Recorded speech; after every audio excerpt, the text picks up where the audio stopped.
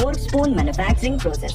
Fork spoon यानी कि कांटे वाली चम्मच बनाने के लिए स्टील की लंबी लंबी शीट्स का इस्तेमाल किया जाता है। इन लंबी शीट्स को एक कटिंग मशीन से गुजार कर इनको रेक्टेंगुलर शेप के छोटे छोटे टुकड़ों में काट लिया जाता है। अब इन टुकड़ों को एक एक करके दूसरी मशीन की सहायता से चम्मच की प्राइमरी शेप में काट लिया जाता है।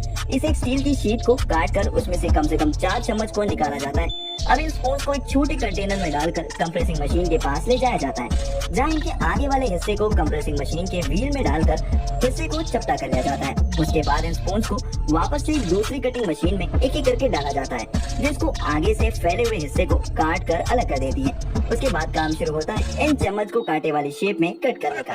इसके लिए इन स्पून्स को एक सांचे में डालकर ऊपर से एक ब्लेड वाले हैमर से हिट किया जाता है, जिससे इनके आगे वाला हिस्सा कांटे वाली शेप ले लेता है। इसके बाद काम शुरू होता है इनकी घिसाई का।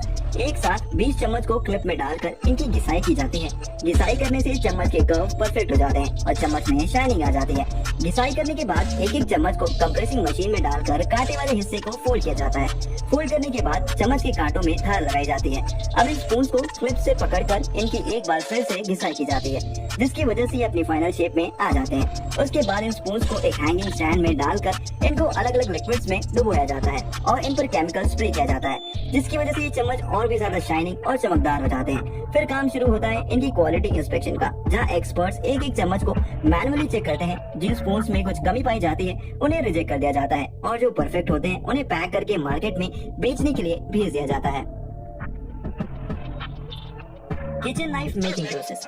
नाइफ यानी कि चाकू बनाने के लिए सबसे पहले लोहे की एक लंबी शीट का इस्तेमाल किया जाता है। इस लोहे की शीट को इन शेप से मेजर करके गैस कटर की सहायता से चाकू शेप वाली छोटी छोटी पीसेस में कट कर लिया जाता है।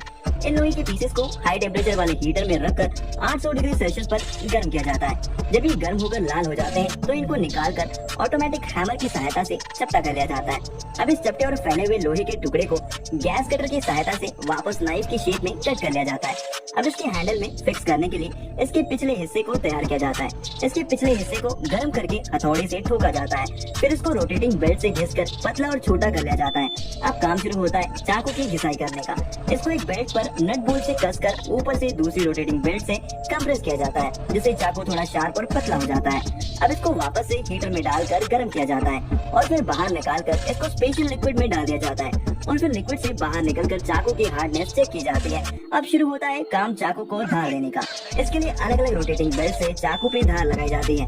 अब चाकू का आगे वाला हिस्सा पूरी तरह से बनकर तैयार हो चुका है। उसके बाद काम शुरू होता है चाकू के हैंडल बनाने का। उसके लिए लकड़ी की कटिंग और घिसाई करके उसके पीछे वाले हिस्से में तैयार कर लिया जाता है। फिर चाकू के पीछे वाले हिस्से को हैंडल में डाल दिया जाता है। इस तरह से किचन में सबसे ज्यादा काम आने वाला चाकू पूरी तरीके से बनकर तैयार हो जाता है।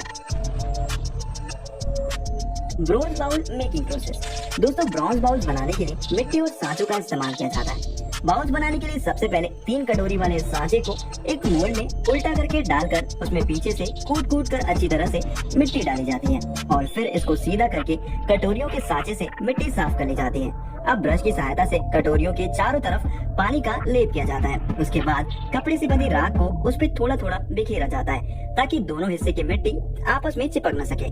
फिर इसके ऊपर वाले हिस्से को भी लगाकर उसमें भी ऊपर से कूट कर मिट्टी डाली जाती है। अब इस मोल्ड को उल्टा करके इसका पीछे वाला हिस्सा हटा लिया जाता है। उसके बाद औजारों की मदद से कटोरियों के सांचे को भी हटा लिया जाता है। इसकी शेप मेंटेन रखने के लिए ब्रश और पानी से इन्हें साफ किया जाता है। अब इन दोनों मोल्ड को उल्टा करके चूल्हे पे रख दिया जाता है और नीचे से आग लगा दी जाती है। ऐसा इसलिए किया जाता है ताकि मिट्टी से नमी निकल जाए और मोल्ड के अंदर मिट्टी थोड़ी कठोर हो जाए। उसके बाद मोल्ड के इन दोनों हिस्सों को फिर से आपस में जोड़ दिया जाता है। अब लिक्विड और गर्म ब्रॉन्ज को मोल्ड में डाला जाता है, जो अंदर जाते ही कटोरियों का शेप ले लेते हैं। उसके बाद इन कटोरियों को निकालकर इनकी फाइनल फिनिशिंग कर ली जाती है और इन्हें मार्केट में सेल करने के लिए भेज दिया जाता है।